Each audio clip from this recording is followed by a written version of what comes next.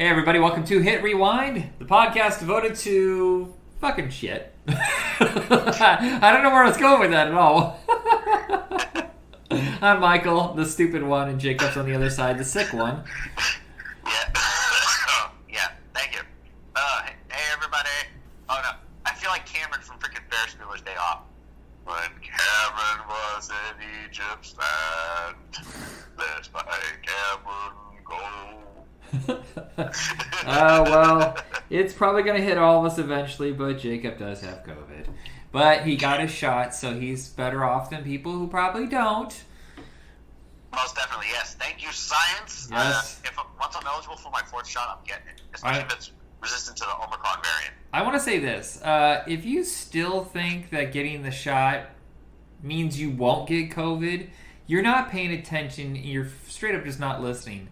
I don't want to get all preachy, but nobody ever fucking said you don't get COVID if you get the shot. You just survive it. It's a booster to survive. Not to mention that your chances of getting it are a lot slimmer, and same with transferring it to someone else. Yeah. But I get this argument. I literally got into an argument at work about this, and I just couldn't believe I'm still having this fucking argument after almost 3 years. I know. It's like, oh God, get over yourself, pal. If your source doesn't have a scientific background, shit the fuck out. All right. So, on to the good stuff. We got 5 movies from 1993. We are now officially into that year, and I want to apologize, everybody. Until I can afford a new phone, I built a speaker box. That's why it sounds weird. Because the headphone jack on my phone doesn't work, and the Bluetooth has a horrible delay, which caused issues last time. So I literally have him in a cookie box that I cut open and I have facing towards the speaker, so that's why it sounds a little weird. Oh, okay. Sounds fine to me. I can hear you. Yeah, well, it's just the way it comes out of the box. It's reverberating off of it. But, alright, so the first film we're going to discuss from 1993 is Alive. A movie I had no interest in watching, even though people love it and critically acclaimed. My sister said it was absolutely fantastic. For some reason, I just wasn't in the mood. Now I am, and I understand why it's so beloved. Oh, absolutely. I mean, what everybody had to go through, it being based on a true story about a South American rugby team crashing in the mountains, the Andes no less, and just being stuck out there for so long. Oh God, all the hardships everybody had to endure. Yeah. All the loss. Well, it's almost like a horror movie because they're getting picked off, just at random, and you think this person's going to lead and survive. Nope, this one does. It keeps switching. It changes, and I'm not going to tell you who lives, who dies, but there's a character that you were sold as the lead, and then it changes it, and then the person who you're like, wait, isn't this the most popular person? Wasn't he like the most famous actor at the time? And then all of a sudden he's like out of it for a big chunk of the movie, and then all of a sudden he takes over the movie. Oh yeah, no, of course, yes. Yeah, it did throw me off, and I couldn't help but feel for, again, what they were going through. Again, the slightest thing would take them out, like where it could be infection from getting scraped up from the crash, or having little... Oh, God, I think there was one moment where he looked at his friend, and he's like, what do you think of this? And there's this big old chunk of metal, like, right in his stomach. Yeah. And he's like, oh, no, it's fine. Here. Hey, what's over that over there? And then he just pulls it out without him realizing it. Yeah, it's not just the crash. It's the fact, and it's legendary that they deal with cannibalism and how to survive in this, and they have avalanches and long treks and getting lost in snowstorms, no food, no nothing, and it's just, and then the repercussions of the plane crash. Like, you may not die during the plane crash, but stuff that comes from it later, hypothermia and infections and bleeding to death, no oxygen. The one person just gets crushed. I know. That was just so awful. And based on a true story, the one thing I don't think would happen now with this movie is the fact that they cast so many Caucasians as, South American, people, whereas today they would probably just cast all authentic. Because there's a lot of Italians, and, Ethan Hawke is just like generic American or whatever. So I think that would change now. Oh, big time, for sure. And there's plenty of great actors that can do this, for sure. Like, you can get the kid from... oh gosh, the kid from Cobra Kai, Miguel. Yeah. And this is, like I said, based on a true story, and it's really heartbreaking, but it's also triumphant because you don't know how I mean this the spirit cannot be broken on a couple of these people, and just how it can be infectious when everybody feels like giving up. And I find the career of director Frank Marshall very interesting because his wife Kathleen Kennedy, they both were Steven Spielberg's guys that were running Amblin, and then he got the opportunity to direct Arachnophobia. Spielberg was producing it, so you have that straight up horror comedy kind of thing going, and a very small kind of picture, and then you have this big epic production, and then he goes even in a different direction with his third movie, which was Congo. Big jungle adventure, Indiana Jones with lasers and crazy chimp costumes, and then I could not tell you a fucking thing he's done since Congo. I have no idea. Oh, no, are we talking about Frank Marshall? Yeah, I don't know what he's doing. Yeah. Well, I mean, I know Frank Marshall might still be producing. I mean, especially when it comes to like a Spielberg film. And along with Kathleen Kennedy, I mean, again, as you mentioned, they've been like work partners forever. Yeah. And now Kathleen Kennedy's running Lucasfilm, handpicked by George Lucas, no less. I'm looking right now. I want to know what Frank Marshall's done. Okay, so yeah, you're right. He is producing. He did The Curious Case of Benjamin Button, Signs. Okay, so I guess he just only wanted to direct a little bit. No, he's still directing. Wow, but he's doing documentaries now. That's what it is. He hasn't directed a movie since 8 Below. That's funny. He kind of went back to what he was doing before with Alive. It's almost the same kind of setup. But he only ever did 4 movies. 4 movies. Yeah, no, but still, I mean, I feel like he might be more comfortable with the producing role than he does the directing. Yeah, well, I mean, and why fade away? If you've said what you wanted to say, don't take lesser projects. I see a lot of great directors just start phoning it in somewhere in their career, and then it just like, I thought they stopped making movies a long time ago, that kind of thing. I know, yeah, as far as not phoning it in, I mean, look, speaking of Spielberg, God, he never phones it in no matter what project he has. The second film I want to discuss is Groundhog Day, and I'm going to tell you right now, and there could be some pushback, I know this, I think this is his best performance. I think this is Bill Murray's best movie. I'm not going to lie, I mean, especially on an acting level, absolutely. Oh, man, I've only watched tidbits here and there as a kid, but then finally watching it as an adult, like, seeing all the crazy stuff, like, he put himself through, realizing he was repeating the same day over and over and over again. Yeah, and it's hard to make something like that interesting, and it's a formula now that's repeated constantly because Groundhog Day was the first, and then later that year there was another movie that no one remembers. It was supposed to be in theaters, but it was sent straight to Fox. It was called 1201, where they repeat the day over and over and over because of the science experiment. But we've seen it with Edge of Tomorrow and Source Code, and I feel like there's a couple others in there. Christmas Every Day, I think, was a movie when I was a kid. Do you remember that one? It was on like Fox Family or something, or maybe it was a Disney movie where Christmas repeated itself over and over. But now Groundhog Day is literally a descriptor. It's Groundhog Day with robots, that kind of thing. It's how they did with Die Hard. Right. Pretty much like a Die Hard, but with this. Yeah, and I just think it's so difficult to repeat something like this, like the same day, 150 times in a movie and still make it interesting every time because it's the advancement of his character. Yes, there's the concept there, but it's how his character reacts to the concept. And first he's just bewildered, and then he starts manipulating it, and then he gets kind of skeevy. He kind of hits rock bottom there for a little bit, and you're like, how do I stick with this guy? And then he starts to work his way towards... No, that's right. He bottoms out because he tries killing himself in various ways. And then he starts to work his way back to redemption, and I think it's just such a wonderful journey for his character. Oh, absolutely. And, of course, Andy McDowell and, Chris Elliott. Yeah. Being a supporting cast. And it's also a Harold Ramis movie, so it's hard not to enjoy. And considering the chemistry that those two have together. That's the thing, though, is that this movie destroyed Harold Ramis's friendship with Bill Murray because he was so insanely difficult on the set. I don't know the whole story, but I know that Bill Murray's the kind of guy that says he'll do a movie, and they'll get funding, they'll get everything, but he won't sign a contract, and they're never sure if he'll show up that day. That's got to be really fucking irritating. Yeah, no, I mean, that can't be. I mean, except for the movie Dazed and Confused. There's justification for that part. But this, however, yeah, no, that is pretty frustrating. And Yeah, and I think this kind of broke him a little bit. I think he did apologize before Harold Ramis passed away, and I think sometimes his personality can be grating on some of his cast members. I mean, I've seen stories with Charlie's Angels and stuff like that, but I think he has over the last decade or so tried to work back and had better relationships with his coworkers. Oh, absolutely, yes. And you can definitely tell. Heck, I mean, I think at the Academy Awards, when they're announcing particular people nominated for this category, he mentioned Harold Ramis, and the year he died.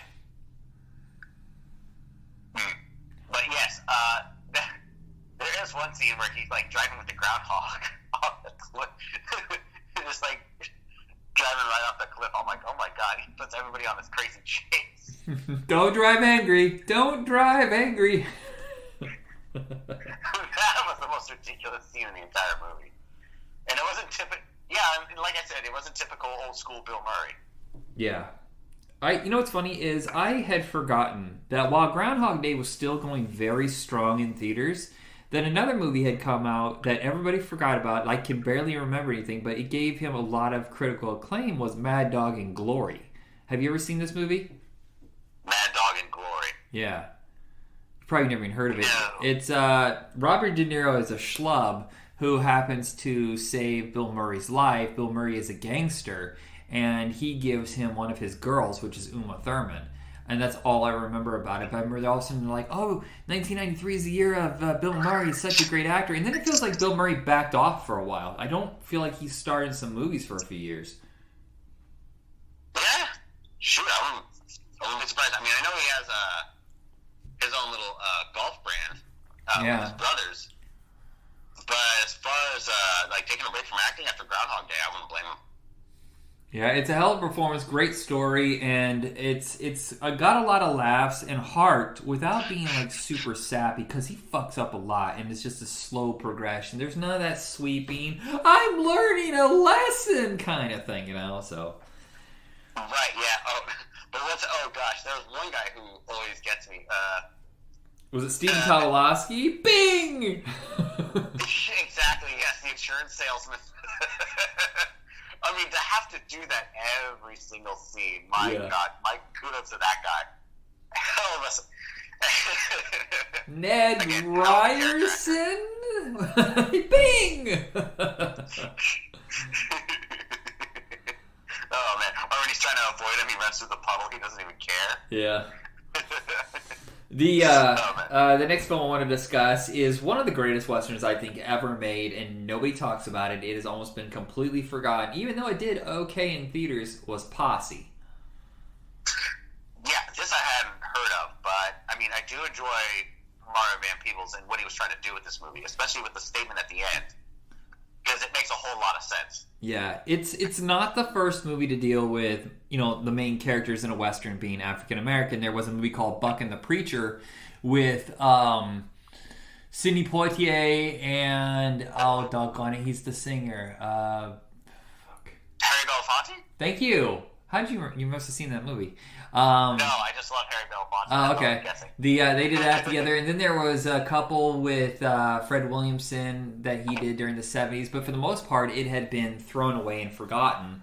And it was a big chunk of our history, and Posse really does just say right in your face, look, history is ignoring the fact that a third of the cowboys were African American because when slavery ended, they didn't know where to go, so they just headed west. And yet every Western you watched for decades upon decades was all white people. At best, you would get like a hand, like, oh, he's a cowhand or whatever, and he goes, yes, ma'am, that fucking bullshit. Exactly. This, I mean, it does have a couple main characters that are white that aren't evil, but Stephen Baldwin's still kind of skeevy. Oh, absolutely, but I mean, he stepped up when he needed to. Yeah, but also the balls to take out who at that time was probably the most well-known actor. Yes, Mario Van Peebles had New Jack City, but he wasn't the star. Wesley Snipes was a star of that. Posse, sadly, it didn't make Mario Van Peebles' career, but Stephen Baldwin went on after this because I don't know if you've ever heard of this TV show. There was one called Young Riders for 3 years, right before this. Huh. No, I haven't heard of that. Young Riders was on ABC, and it was right after Young Guns had been such a big hit, and it was about the Pony Express. And, you know, they had Wild Bill Hickok and Buffalo Bill and stuff like that, and I believe Stephen Baldwin played Buffalo Bill Cody. And it had a really strong cult following, but was just never enough to keep going. So it only lasted 3 years. Absolutely phenomenal show. And he had some heat on him, so he was the guy that was cast in this, you know, try to get the young kids interested in a Western. Right, yeah. I mean, honestly, as far as the action go, I'm like, okay, this is totally Hollywood exploitation kind of action. Kind of cool in a lot of parts, don't get me wrong. And, again, all the people that did show up, like Tone Loc, Mario's father himself, later on in the movie. And then, oh my gosh, who else? Well, we got Tiny Zeus Lister. Blair Underwood is fucking great in that movie. There's also Big Daddy Kane as Father Time. I thought he was a really good actor, but as far as I know, this is the only movie that he's ever been in. Yeah, no, that was a surprise. I'm like, holy shit, that's Big Daddy Kane. Dang. Yeah, they have a lot of chemistry with him in that movie, and I was just kind of like bummed that it was his only starring, like, you know, real role. And Mario Van Peebles is the star of this, but he kind of has the confidence to sit back and let the other guys just take up the scenery. Like, they get to have a lot of fun together. Oh, absolutely, yeah. That way it also, you know, develops these characters a lot better as well. And from every little scene, like, when they're out and fighting the lake and they're trying to wash themselves up, they all just, like, hella fuck with each other. Yeah. We do have some classic blaxploitation actors from the 70s, like you said, his father. We also have Pam Grier. We have Woody Strode, Isaac Hayes. I think that's what else I was going to mention. Yeah, there's a lot of people coming in like to support this movie. Yeah, it got really good reviews. I guess just Westerns, even with, you know, the Unforgiven making so much money, Westerns were still kind of not that popular. There's only been a couple hits. So this one made its money back, but it was more popular in videos. And in fact, this company would release another Western like 5 years later with Mario Van Peebles called Los Locos, The Posse Rides Again. And it's not technically a sequel. It's as if his character was down the road like 20 years and he was stuck with a bunch of mental patients, kind of people that were off, whatever, and they try to survive in the West. It's a lot more low-key and nowhere nearly as... I mean, you might say this movie's over-directed because the camera work is constantly flowing, but it's also... It kind of shows you that Westerns don't have to be stiff. That's the way that we had seen Westerns forever and ever, is that they were stiff. The camera would sit very far away and it would sit still. Oh, man. Honestly, I feel like that same like stiffness carried on into fucking Ghost Rider, the first one. Yeah. Do you feel like there's an influence of like how they shot Batman and a lot of those comic book movies with this? Like the lighting and the way the camera would move? It feels like that to me. Oh, definitely. I mean, considering... like how Batman set a standard for, you know, at least a blockbuster standard. Yeah. You know, you want it to have to pop out at you. Yeah, this the next film that Mario Van Peebles did was about the Black Panthers and how the FBI basically destroyed them with drugs and guns, and it barely got released, and he never directed another studio film ever again, and I think it's really a shame. No, because he was a really good director. I mean, I know he directed some episodes for TV shows. I know one of them was the show Once Upon a Time.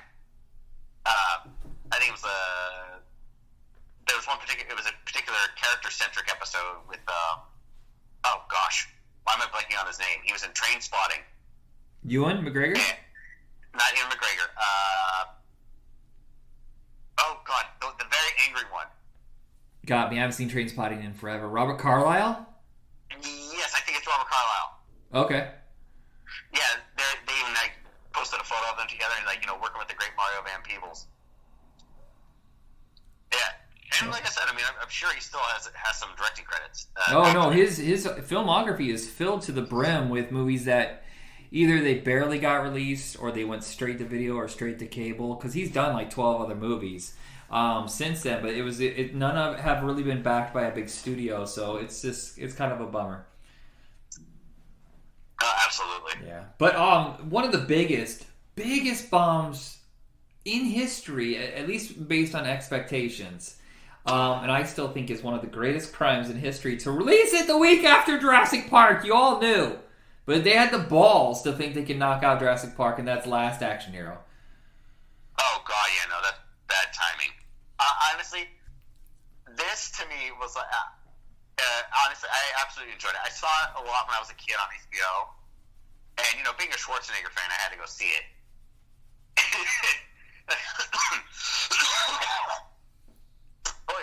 Yikes.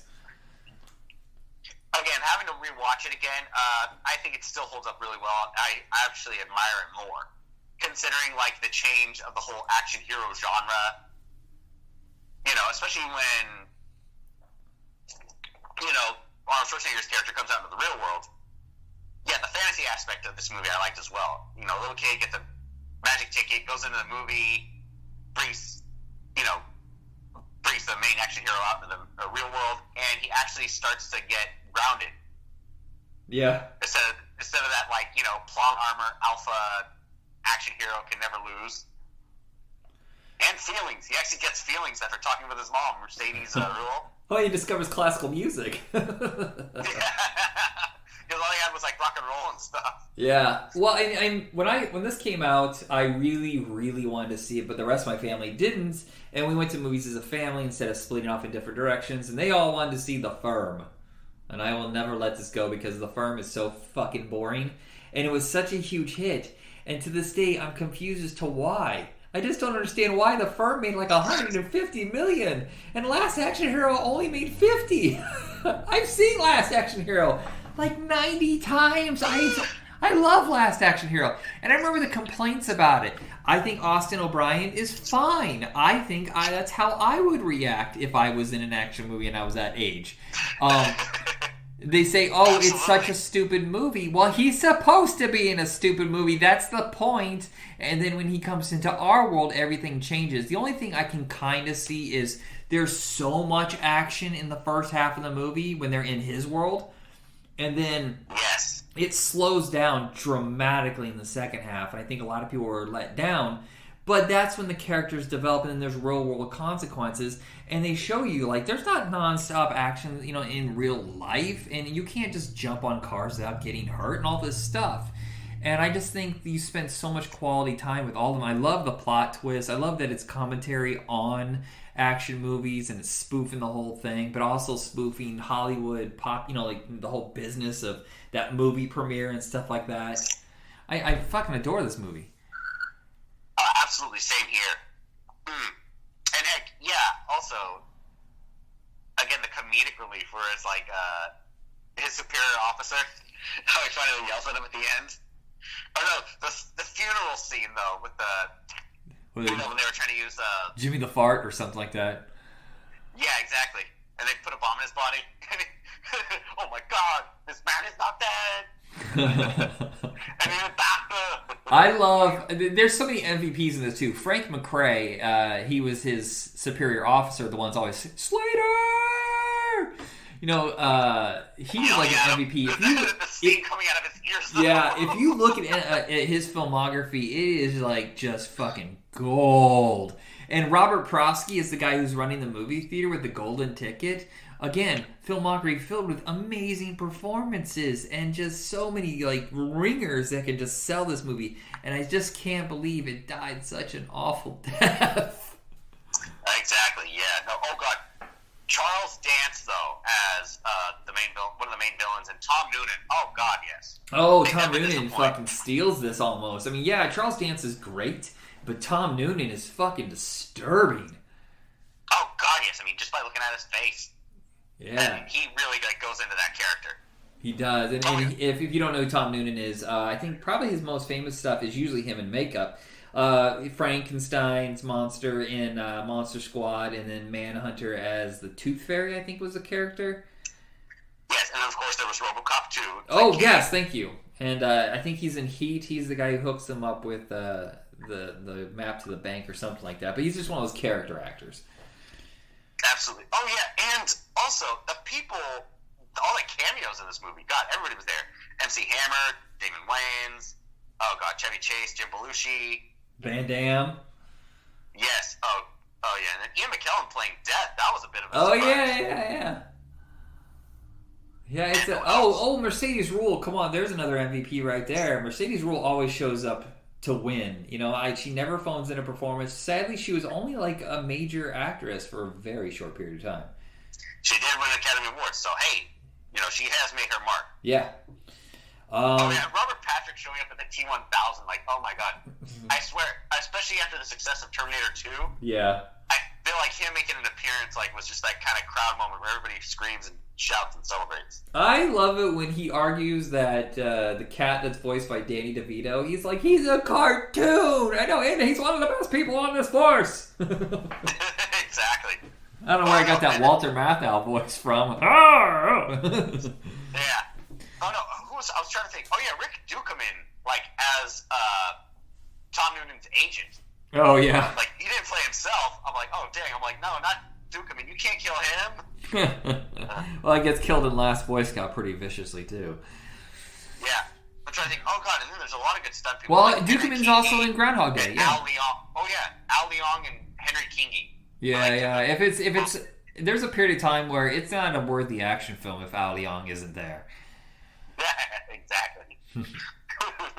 All right, are we ready for our fifth and final film? Oh yes, growing up with this and loving Mel Brooks movies. Oh gosh, yes, Robin Hood Men in Tights. It's hard not to quote. Yeah, I'm not gonna say that every joke hits.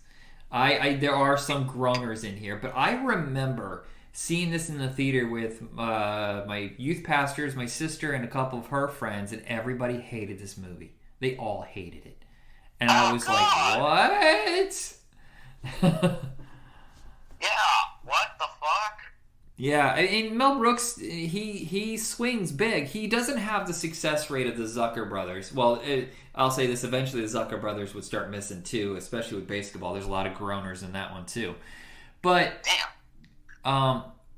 I think that like he has kind of an old vaudevillian sense of humor, and I just think that maybe some people don't get that rhythm, and it's kind of in your face and obvious, but there's a joy in that. But also there's a lot of really good, like, of that moment, really hard-hitting jokes that just fucking work, especially since I think it makes it easier because the road has already been mapped out for him because it's just based on all the famous Robin Hoods and they're just mushing them together. And then that gives you time, instead of focusing so much on the plot, that you're able to dig into the jokes, which is what he did so well with Young Frankenstein. And I would argue not very successfully with Dracula Dead and Loving It, but you like that movie. I'm not the hugest fan. I know, well, growing up with Leslie Nielsen and, of course, Naked Gun and Mel Brooks, again, I still enjoy it to this day. I got it for you, by the way. It's in the account. Oh, yeah, no, I saw it. I actually ended up getting it on Blu-ray not too long ago. Oh, okay. It didn't come with a digital copy. But, yes, again, watching this movie, I couldn't help but, like, all the little supporting actors. Cary Elwes definitely carries. I mean, fucking steals it, doesn't he? He carries this movie so hard, and I'm just like, oh, I love it. I love it. He is having so much fun. So is Amy Yazbek. Oh, yes, absolutely. Oh, no, there's the way she talks, like, the way she pronounces some words. If only it were true, which would be terrific. The only one that I don't think works, and I think she's a very funny person, but for some reason the jokes just don't hit, is Tracy Ullman's. I just think hers are a little too obvious and easy, and I don't know why. I just kind of got bummed out by it. Oh, man. Honestly, the part where she's trying to get with Sheriff Nottingham, how she looks at the camera and says, I was that close. I touched it. She was about to crack right then and there. So thankfully they cut right away because she was about to burst. The one surprise in this is Roger Reese, who nobody really knows who he is unless you watch Cheers. He played Robin Maxwell, I think, on there, who was the love interest of Kirstie Alley. And he just comes this as a sheriff of Rottingham, and he nails it. He's pretty damn good. Oh, God, yes. No, him and Cary Elwes easily make this movie. And the way he just, like, keeps talking, saying things out of order. Yeah, yeah. Oh, that boy, hand. like almost like it's Shakespearean, or he's like Yoda. Especially like when he kisses especially when Robin Hood kisses Maid Marian's hand at the big dinner, and he starts shouting, "Kill illegal forests, too big wild, kill in it is." It's like, the way he just explodes. This is where we get introduced to Dave Chappelle as Achu. I think he's okay. But also, he had no acting skills before this. I think he does fine with no classes or training of any kind. No, yes, of course. And yet, I feel like this is where he really just started, catapulting from there. Yeah. Mark Blankfield as Blinken. I quote him all the time. Hey, Blinken, here. No, hey, Blinken. I thought I found a draft. Oh, we need to look up. Blinken, what are you doing up there? Guessing? Oh, guessing no one's coming? Mark Blankfield was supposed to be a big deal. He was on an SNL kind of a copycat called Fridays. I'm sure you've heard of that one, right? Yes, I have. And he was the breakout star. All the famous people you know from Fridays didn't become famous till years later, like Larry David and Michael Richards and stuff like that. Mark Blankfield is the one that everybody saw. That they gave him movies. Paramount got him a couple movies. They flopped. He was in a sequel to The Jerk, which didn't go anywhere. And then Mel Brooks. I hate when I get frozen on words. Mel Brooks took a liking to him and cast him in this, and this kind of is the last time I saw him, but I think he's very funny in this. Oh God, yes, absolutely. I think that one scene where he falls from from his little lookout post. Yeah. And then he gets back up. He's like, "I can see," and then immediately hits the tree. Oh, no, can't. Never mind. Little John, played by Eric Allen Kramer, who was the very first live-action Thor kids in the Incredible Hulk TV movies. I think he's really funny as Little John, but I think his friend who plays Will Scarlett O'Hara is fucking atrocious. Ugh. Oh, yeah? I think he's fucking awful. Well, yeah, no, he doesn't really speak or do much. I know, but he doesn't have too many lines. The few lines that he has is awful. But I also remember the god-awful Robin Hood TV show he had on TNT for a few years. Do you remember this? No. Oh, okay. So remember when Hercules: The Legendary Journeys was such a massive hit? They started making all sorts of shows just like it. Like there was a Sinbad TV show, there's Tarzan, Conan, and then TNT did the New Adventures of Robin Hood, which is supposed to be kind of cheeky and fun, and he played Robin Hood, and it's fucking terrible.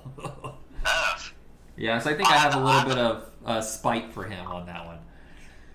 Right, I'll have to look it up on YouTube maybe I'll find a clip. Yeah, the first episode is good because they spent a lot of money on martial arts, but after that it derails. It was on for like 2 or 3 years. Damn. There's a lot of those Hercules ripoffs, but the only one anybody ever remembers of being any damn good was Xena, which wasn't a ripoff, it was a spinoff, is what I should say. Oh God, yes, and Xena was a huge success. And wasn't that Sam Raimi's show as well? So, well, Sam Raimi, those are Sam Raimi shows. Hercules and Xena were Sam Raimi shows. Oh yeah, Xena I found to be far superior. It's a redemption story. Yeah, there is one major music sequence in this, and there is a moment where they play kind of whatever that doesn't play very well today, but it's still a pretty fucking funny song. Oh God, yes. Just the whole musical dance number. You can never not expect one in a Mel Brooks movie. Yeah, I said hey, nanny, na.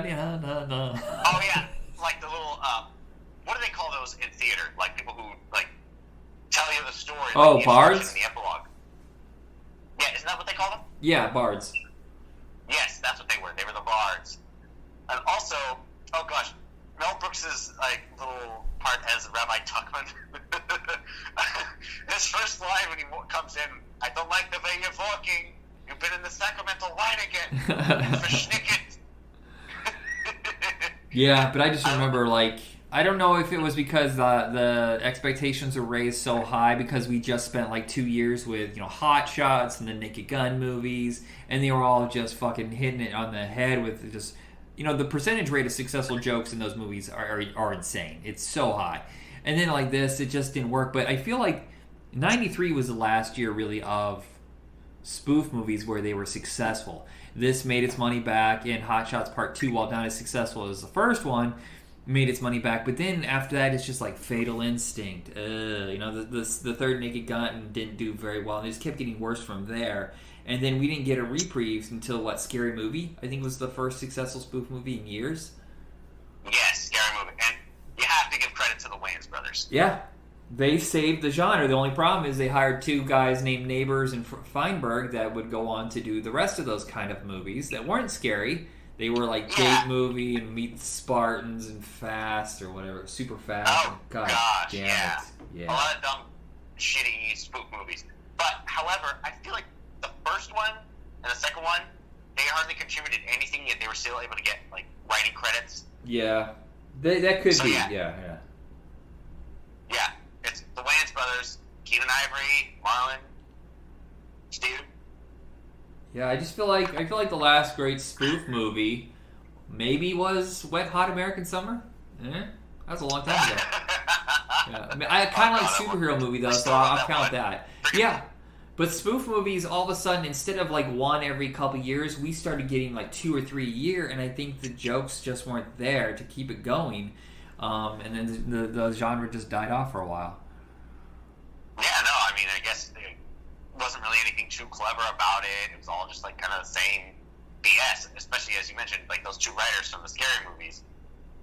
Yeah, no, it just became way too repetitive. Yeah, it's just there's nothing new to say, and also those guys would not write based around one major plot. They were just what movies are coming out or what movies are hot right now, and then just take pieces and band-aid the movies together. And that's not a movie. That's that's all the MTV Movie Awards sketches put together. That's what that is. Pretty much, yeah. That's why some stuff just wasn't funny. Yeah. Okay, well, that is it for this episode. We'll be back as soon as we can with 5 more. We got, where's our list? Cool Runnings, Three Musketeers, Grumpy Old Men, Cliffhanger, and Rudy. which is shot not far from me. What's that? One piece of advice I will say, if you're going to watch the movie Alive, don't have anything like rare roast beef or rare steak or birria, because, if you don't have the stomach to, still eat that and watch horror movies. Anyway. Yeah, I was going to say, if you watch horror movies, you're not going to be bothered anyway whatsoever. Oh. Yeah, exactly. Yeah, let's hope Jacob gets better quickly. And kids, stay safe, get your vaccines. I'm not going to argue with you about this, just whatever. Bye. Wash your damn hands and sanitize. Yeah. All right, everybody, goodbye.